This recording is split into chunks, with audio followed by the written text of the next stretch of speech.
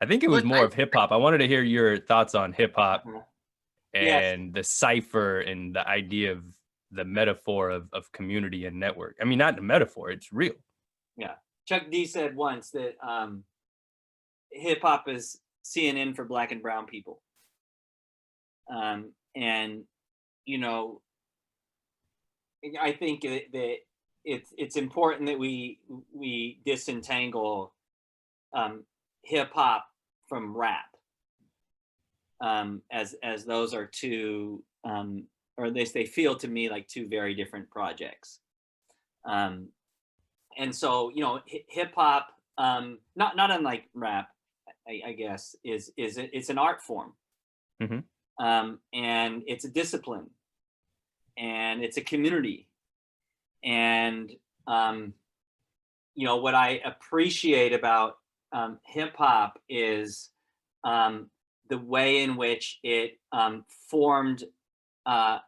It formed in a way to be a public narrative, a sort of a space for truth telling, and in a way that became medicinal for you know, communities, you know, frankly, around the world.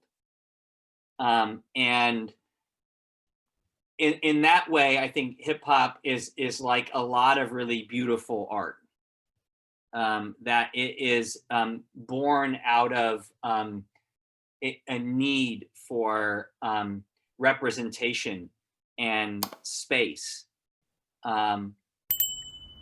And so, you know, I mean, I grew up in the kind of golden era of hip hop, and it was almost impossible to, you know, grow up in the 80s and not you know, have some if not, you know, daily exposure to and impact by hip hop.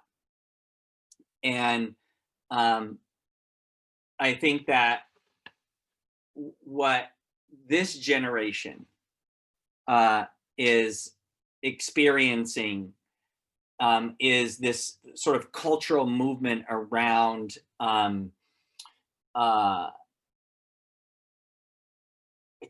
forms of representation and communication that are electronic.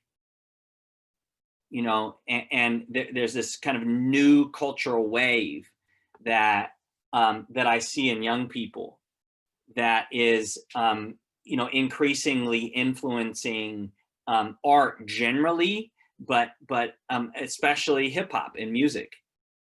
And there's you know, we were sort of, or I was sort of in that generation where hip hop went from being music and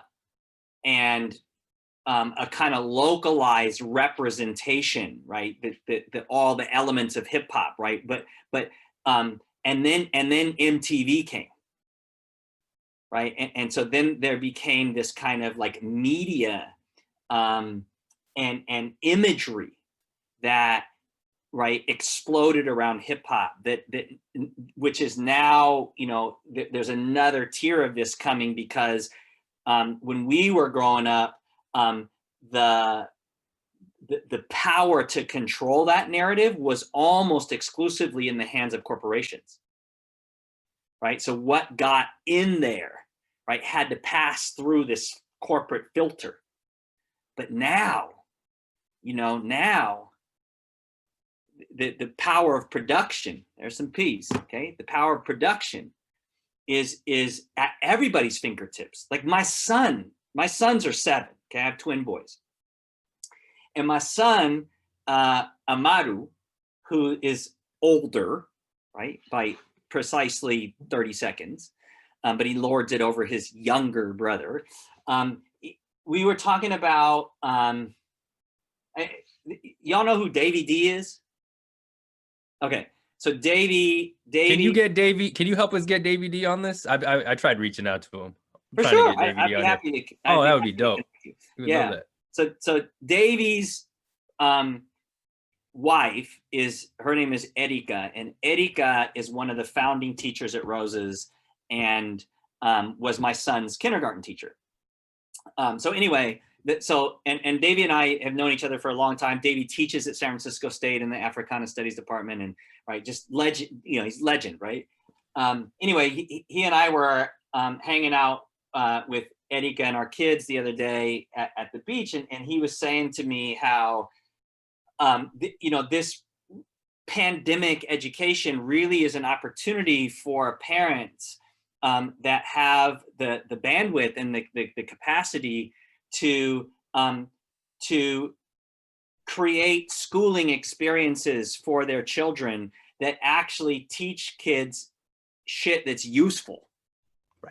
Right. So he's like, I'm going to teach my kids how to change a tire. I'm going to teach my kids, how to open a bank account. I'm going to teach my kids, how to, build shit. Right. I'm going to teach my kids how to cook. Like that's my, pandemic school. Right. So what he was saying really resonated with me. And anyway, so I was having this conversation with my sons about, what do y'all want to learn? And Amaru says to me, he's like, I want to learn how to start my own YouTube channel. And he's 7, right? And he's like, I'm going to start my own YouTube channel. I have shit to say. There's things I need to be communicating, right? And that the fact that a 7-year-old can say that, knowing that is in the realm of easily within the realm of possibility for him to literally create his own channel, right? Like spin that back into the 80s, right? And what I think hip hop previewed for us in that moment was what happens when you have these powerful spaces of truth telling and promise and production that then get co-opted, because in order to get a higher level of visibility, they have to pass through a filter. Right. And they don't anymore, at least not in the same way. There's a lot more liberty to create a channel, right? Modes of communication. And I think hip hop, if we're smart, we'll learn the lessons from hip hop and how it got snatched in a lot of ways, right?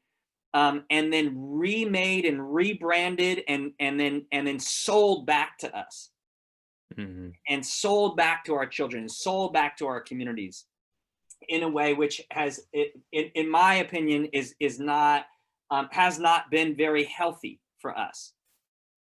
And I don't know exactly how to apply that lesson in this context, but I feel like we're in a kind of a wave right now with our young people where they are creating in a way that reminds me of how our young people were creating in the early days of hip hop, and how it was such a youth driven, right, cultural movement.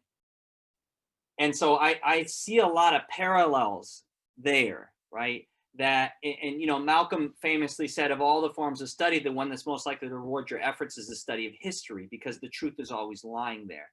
And my worry is that we won't learn the lessons of hip hop and apply them with our young people in this next kind of cultural wave that they are producing.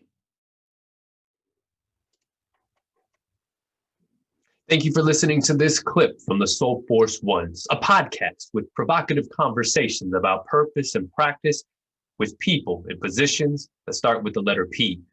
To listen to the full episode titled R.I.P, the Public School Project, featuring Professor Dr. Duncan Andrade, to hear the Ethnic Studies professor at SF State University, co-founder of Community Responsive Education and founder of Roses in Concrete Community School, straight killing the P's, visit soulforceones.com or wherever you listen to podcasts. Peace.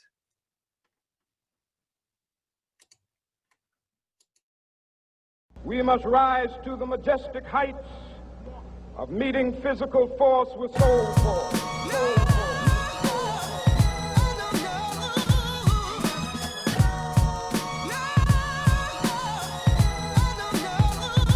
Thank you for listening to this clip from the Soulforce Ones, a podcast with provocative conversations about purpose and practice with people in positions that start with the letter P. To listen to the full episode titled R.I.P, the Public School Project, featuring Professor Dr. Duncan Andrade, straight killing the P's, visit soulforceones.com or wherever you listen to podcasts. Peace.